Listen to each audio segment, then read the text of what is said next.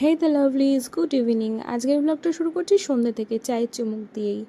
এই যে এখানে মা পুজো সেরে নিচ্ছিল, গোপুর পুজোই দেখো, এটা হলো আমাদের গোপু সোনা। আর একজন কি করছে দেখবে? এই দেখো বিকেলের স্ন্যাক্স কিন্তু তার কমপ্লিট হয়ে গেল, ঠিক আছে।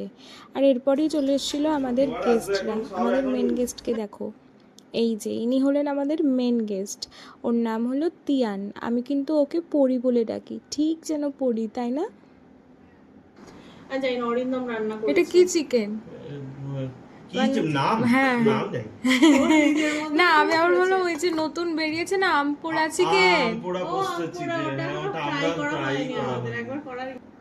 আমাদের স্টার্টারটা ছিল ফিশ ফ্রাই। প্রথমেই ফিশ ফ্রাই দিয়ে আমরা আমাদের খাবার শুরু করলাম। তোমাদের ফিশ ফ্রাই কেমন লাগে গো? আর এই দেখো পুচকুসোনা বসে গেছিলো খেতে, তখন প্রায় 8টা সাড়ে 8টা তো হবেই। তো পুচকুর তখন ডিনার টাইম, ও খাচ্ছিল কিছু একটা টিক্কা চিড়ে দিয়ে বানিয়েছিল লাবু দিদি।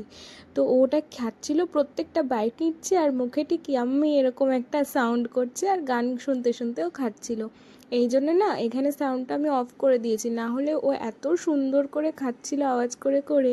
আর এই যে এটা হচ্ছে আমাদের অরিন্দম দা, এটা হচ্ছে তিয়ানের বাবা।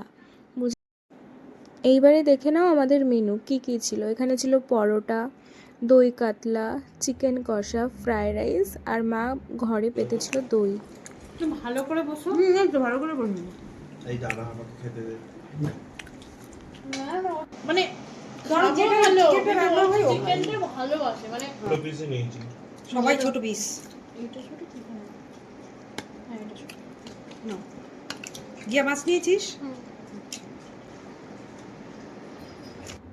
খাওয়া দাওয়া কমপ্লিট করে সবাই গল্প করছে, আর আমি সময় কাটাচ্ছি আমার পরিশোনার সাথে।